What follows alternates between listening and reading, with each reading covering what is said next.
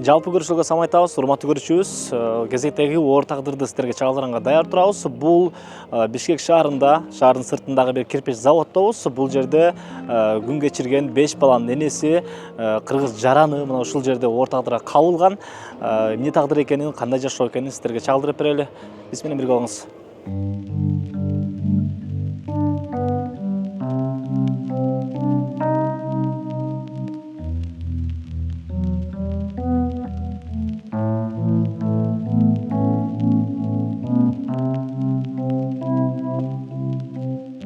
Өзүңүз жөнүндө айтып берсеңиз, тааныштырып берсеңиз.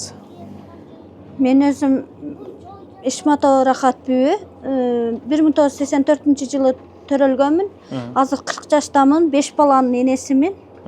Азыр учурда. Каяктансыз? Мен өзүм Мургап району Токтомуш айылынан болом. Каякта бул? Кайсыл? Тажикстан району. Тажикстанда? Тажикстан. Ошол жакта туулгансызбы? Ошол жакта төрөлгөнмүн, ошол жакта. Канча бир туугансыз? Мен 5 бир тууганмын. Үкөм каза болуп калды, азыр 4 кызбыз да. Каякта турат бир туугандарыңыз? Бир туугандарым Кызыл Кыяда турат. Байланышыңыз барбы? Сүйлөшүп турасызбы? Сүйлөшүп турам, ооба. Олордун да турмуш шарты оор, ошон үчүн алар мага жардам бере албайт да.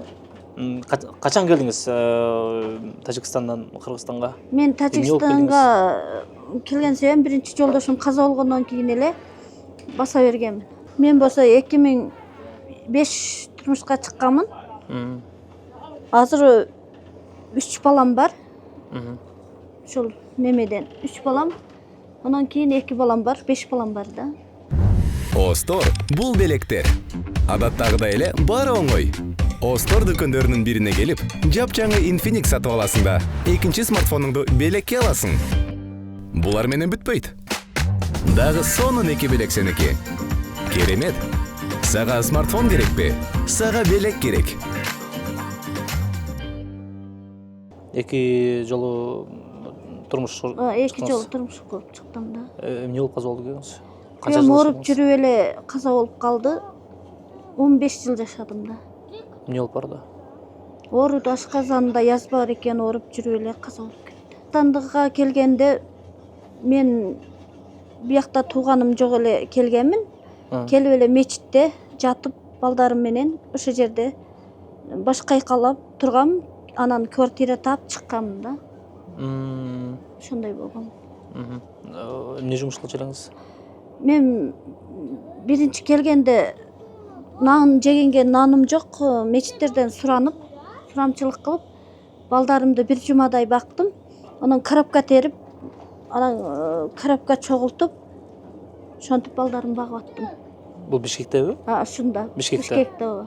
Бишкекте. Кайсыл жакта коробка чогулттуңуз? Дордойдо. Балдарым өзүм жанында ээрчитип алып эле жүргөм. Коробка уйкусу келгенде коробкага жаткырып коюп, мындайда ээрчитип, балдарым да кошо мага коробка чогултуп эле. 5 балаңызды ээрчитип алыппы? Ооба, ошентип. Бир күн кечке жүрүппү? Ооба, кечке жүрөт эле.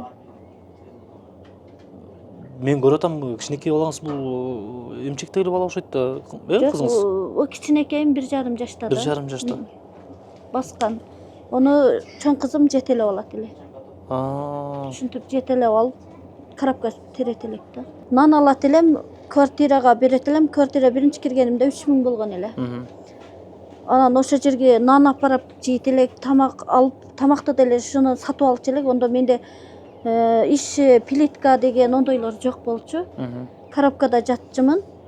Квартиранын үйдүн ичинде немеде палаз деген жок, төшөк деген жок эле. Коробканын үстүндө жатып жүрдүм да. Ушинтип. 5 балаңыз менен? 5 балам менен. Мен как раз ошондо немеле айт. Араб орозо маалында келгенмин.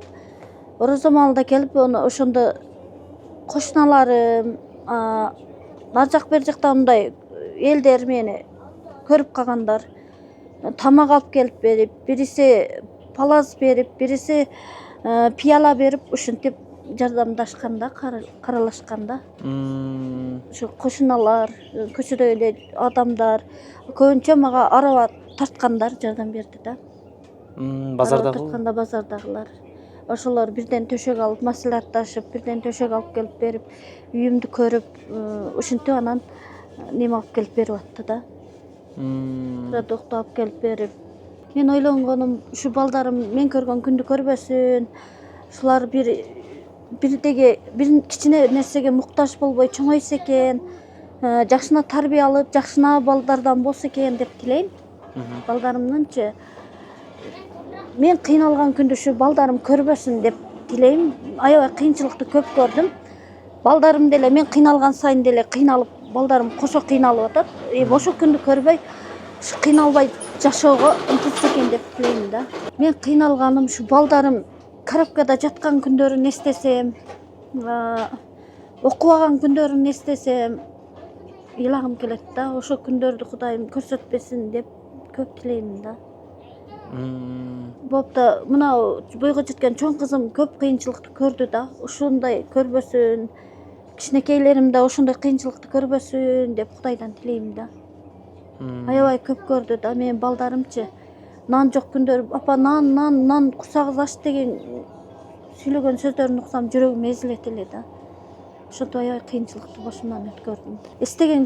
Эстеген сайын эле ыйлаган күнүм болду. Көбүнчө неге ыйлайм мен? Балдарымды карап турсам, элдин балдары мынтип жеп ичип кийинип, жаңыдай тамак алып жесе эле балдарым колдорун салып алып эле келип эле мага мынтип чалдырагандарынан ыйлагым келет да.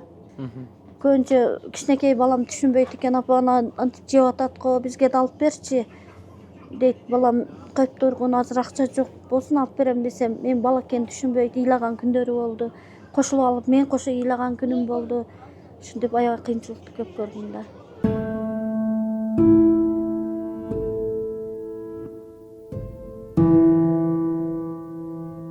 Рахат эжеке, сиз менен сүйлөшкөнүбүздө, телефондо сүйлөшкөндө Дордой жакта жашап атам дедиңиз эле. Ооба, Дордойдо. Анан эмне болуп бияка келип калдыңыз? Бияка келгем себебим квартира табылбады. Көп балаң бар экен деп квартирага ончо албайт экен көп балалууларды. Ошо квартирадан кыйналып, анан ушул жерди таап көчүп келдим да. Ал жактан чыккыла дедиби? О жерден чыккыла, квартира балаңар көп экен, мен көп балалууну албаймын деп чыгарды да аякта. Ким бул жакты сунуштады? Эмне болуп таап калдыңыз? Биякты болсо мен Кайрат деген ошол жердин казайыны, ошо менен сүйлөшүп келип анан бул жерге иштесе болобу деп биринчи сурап келгем. Болот десем, болот эже, иштесең иштеп жүргөнсүзбү деди. Ооба, иштеп жүргөм десем, майли, ондо 5 балам бар, ушундай кыйналып атам десем, макул болуптур. Бир комнатаны бошотуп берем, ошол жерге келип иштеңиз деп анан ошол жерди бошотуп берди да. Азыр жашап аткан жериңизди бошотуп беришти. Жашаган жерин бошотуп берди да. Бул жака төлөбөйсүзбү эч нерсе? Жок, төлөбөйм. Бул жерде иштеймин, ошо иштеп неме кылам, төлөбөйм да. Эмне жумуш кылып атасыз бул жакта? Бул жерде ушу полия тизем, жаңыда кирпич тизем. Анан КамАЗдар келгенде неме кылам, погрузка кылам да. Бул жумуштар көбүнчө эркекке мындай ылайыктуу жумуштар, оор жумуштар да. Аял кишиге оор, эми айла жок да. Иштешке туура келет экен. Балдарым кыйналбасын ушу балдарым деп балаң үчүн иштейт экенсиз. Жардам берип атабы балдарыңыз сизге? Ооба, жардам берет. Каралашып. Тизишет. Ушинтип жардам берет. Айлык акыңыз кандай, эгерде сыр болбосо? Кандай? Айлык акым Тиги базардан караганда жакшы экенби же айырмасы жокпу? Базарга караганда жакшы эле экен деп ойлоп атам. Неге дегенде балдарымдын курсагы ток. Продуктун алып келип берет. Ошол жерде сал мага неме болуп атат. Жеңилдик болуп атат да. Ошол жери жеңилдик да. Сиздин 3 балаңыз биринчи жолдошуңуздан болсо, каза болгонго чейин, эки балаңыз кийинки турмушуңуздан болуп атабы? Кийинки турмушумдан, кийинки турмушум болбоду. Эмнеге болгон жок? 2 балам бар. Чоң кызым бойго жеткен кызым экөө келише албай эле урушуп, талашып, мушташа берип эле акыры кой деп эле ажырашып кеткенмин да. Канча жыл жашадыңыз? Ону менен 5-6 жыл жашадым муну. 6-7 жыл жашадым. Мен кызыңызды кадр сыртында сурадым, 17 жашта экен азыркы учурда. Сиздин ажырашканыңызга канча жыл болду? Мен ажырашканыма 2 жыл, 2,5 жыл. 2 жыл. 15 жаштагы кызга бул эми акыл эс тартып калган, акыл эс кирип калган эле убакытта. Ооба, ошондой. Балада, кызда. Анан ден соолугуна баягы закка кетип калбайбы деп да корктуңузбу? Ошентип Кол көтөргөн учуру болдубу? Кол көтөргөн учуру болду. Ошондон корктум, кой.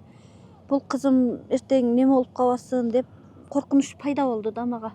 Анан ушунчасы да ажырашып кетейин деп ажырашып.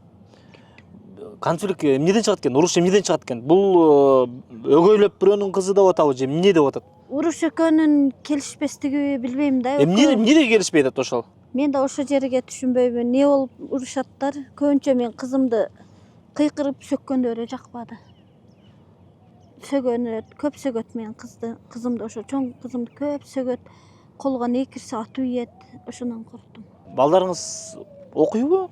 Каяка барат мектепке? Балдарым азыр окууга бере элекмин, азыр окубайттар үйдө. Эми азыр каникул. Азыр каникул. Негизи мектепке бердиңизби мындай? Жок, бере элекмин. Таптакырбы? Такыр бере элек. 17 жаштагы кызыңыз мектепте окубайбы? Окубайт, окууга бере албадым. Көйлүгү жок.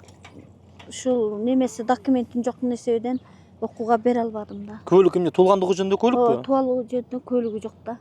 Эмнеге?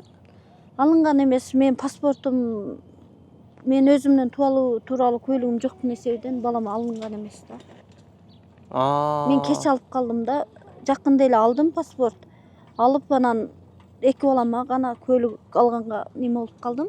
Анан үчөөсүгө көйлүк ала албай калдым. Жакында эле алдыңызбы өзүңүз? Өзүңүздүн паспортуңузду? Жакында алдым. Алса болот экенби балдарыңызга паспорт, көйлүктү, туулгандыгы жөнүндө көйлүктү? Туалык жөнүндө көйлүк алсам, эки кызыма алса болот экен. Жаңы чоң кызым менен ана 2-класска окуйт деген кызым экөөгө алса болот экен. Анан уулума алыш кыйын экен. Неге дегенде уулумдун эч кайсы жерде төрөлгөн тууралуу эч кандай немеси жок болуп атат да. Базада жок. Базада жок болуп атат. Ошондуктан ошо балама алыш кыйын болуп атат да.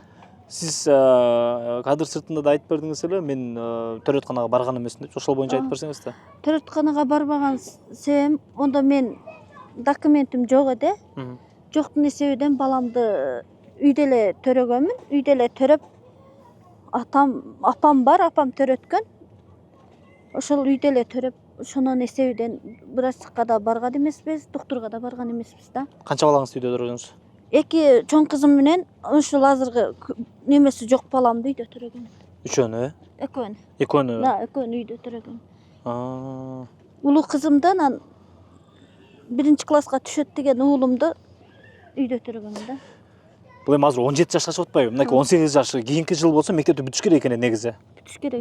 Кандай болот экен мындай окууга тапшырганда, кандай кылып мындай сураштырып билип атасызбы мындай канчанчы класстан окуйт экен, кандай кылып окуйт экен, кайра 1-класстан баштап окуйт экен же кандай кылып окуйт экен? Мен сураштырсам мындай деди. Көйлүгүнү алып даярдап берсеңиз 7-класстан окутабыз. 7-класстан окутуп, ошол өзүнүн тең балдарга жеткиришке аракет кылабыз. Окутуп туруп жеткиришке аракет кылып жеткирип беребиз деп ушинтти да. Сиз көйлүгүнү тездетип бериң, главный бизге көйлүгүн даярдап бериң деди да. Шаарда каралашкан сизде эч ким жокпу туугандардан Бишкекте? Бишкекте туугандарым жок, каралашкан. Талаага жумушка чыксаңыз дагы, базарга жумушка чыксаңыз дагы, өзүңүздүн жеке жумуштарыңыз менен баягы балдардын документтерин чуркасаңыз дагы, анда сөзсүз түрдө 5 балаңызды ээрчитип алып жүрөсүз. Ээрчитип алам, ээрчитип алып жүрөм. Какка барсам ушу балдарым менен ажырабайт да. Шуларды жетелеп алып, шуларды алып жүрө берем да. Бир жерде жайгашып, жакшы, тынч жашаса, мен да көңүлүм тоет эле да. Ошол гана мага көп неме кылат да. Жүрөгүм ойткан ошо да. Мана квартирадан квартирага, бир анда квартира табылган күндөрү, жата турган жер болбогон күндөрүм болду да. Ошондой күндөрүм болду. Дагы ошондой кайталанбасын деп корком да. Ушу балдарым бир жайгашкан, бир жакшына жер болсо, ушу балдарым ошондой эле отургузуп коюп өзүм жумушка чыксам болот эле да. Жумуштан качпайсыз? Жумуштан качпайм. Азыр көрүп атабыз, жумуштан качпаганыңызды билип атабыз. Бул эркектин баягы анча мындай бул жумушка келбегенин деле билебиз, бирок сиз ушул жумушта иштейин, багайын, бала чакамды ушул жерден мынакей нан таап берейин деп бул жакта жүрүп турсуз эже. Чындыгында мен мындай таң калып атам. Анткени канчалык жумуш оор экенин баягы эми көрүп эле билебиз да. Оор жумуш экенчи. Өткөндө айтканыңыз бар эле да. Мени бүгүн квартирадан чыгарып жиберишти. Мен кайсыл жакка жатам? мен кайсыл жакка түнөйм бүгүн билбейм дедиңиз го. Көчөдө жаттыңызбы? Каякта жаттыңыз ошол күнү мисалы? Ошол күнү мен казайындан кайра суранып 1000 сом берип казайынга бүгүнчө балдарым ушул жерде жатсын, эртең аракет кылып чыкканга аракет кылам деп сүйлөшүп 1000 сом берип ошол күнү ошол жерде жатканмын. Анан эртең менен таң атпай келип мына ушул завод менен ушул жердин эмеси менен сүйлөшүп, анан саат 9-дарда түнү менен көчүрүп келген балдарымды. Түшүнүктүү. Кайрылган себебим ушу балдарыма кичине жардам берсе, жардам жагынан балдарым кыйналбай аткан, көчөдө жатпай турган бир кичине жардам берсе деп кыргыз элимден ушундай немелеримден жардам сурайм. Кайрылып кетет элем. Урматтуу көрүүчүбүз, мына ушундай экранда турган номерлердин баардыгы бул Рахат эжекебиздин өзүнүн жеке реквизиттери. Эгерде байланышсаңыз дагы жеке ошол номерлер менен байланышсаңыз болот. Эгерде акчалай жардам берем десеңиз дагы анда сөзсүз түрдө төмөнкү реквизиттердин баардыгы каарманыбыздын өзүнүкү. Буга чейин болгон жардам беришкен элибиз аябай кайрымдуу, колдон келген жардамын берип келишкен, ыраазычылыгын алып келишкен, баягы чоң рахматын айтып бизге мындай жыйынтыгында көрсөтүп жүргөндөр болгон да. Буюрса ошолордун учугур эместир. Бул маектен кийин да сөзсүз түрдө кайрымдуу элибиз чат болуш керек. Каарманыбыздын жашоо шартын чагылдырдык, көрсөттүк. Аман эсен туруңуз эжеке. Майлы, саламатта болуңуздар. Ооба, бала чакаңыз жакшы караңыз, оорубаңыз, өзүңүздү аяңыз. Бул жерде оор жумуш экенин көрүп турабыз да. Ден соолугуңузду караңыз. Рахмат сиздерге ушинтип келип менен неме алганыңыздар үчүн чоң рахмат, ыраазычылыгымды билдирем. Ушинтип кыйналып жүргөнүмдө келип ушинтип неме көрсөткөнүңүздө сиздерге рахмат. Бар болуңуз эжеке, аман болуңуз. Урматтуу көрүүчүбүз, мына ушундай кезектеги тагдырды чагылдырдык сиздерге. Эгерде оор тагдырга кабылган каармандар болсо, менин жеке баракчама, Instagramдан же болбосо WhatsApp номерден кайрылып, ошол жака жазып калтырсаңыздар болот. Сөзсүз түрдө биз карап көрүп, сөзсүз түрдө өзүбүздүн жообузду айтабыз. Жыйынтыктайбыз ушу менен. Эч ким оор тагдырга кабылбасын, эч ким кыйналбасын, балдар жаркын келечекте чоңойсун, балдардын балалыгы эң сонун өтсүн. Бир гана жакшы күндөрдө жолугалы. Кайрадан кийинки берүүлөрдөн көрүшкөнчө аман эсен туруңуздар.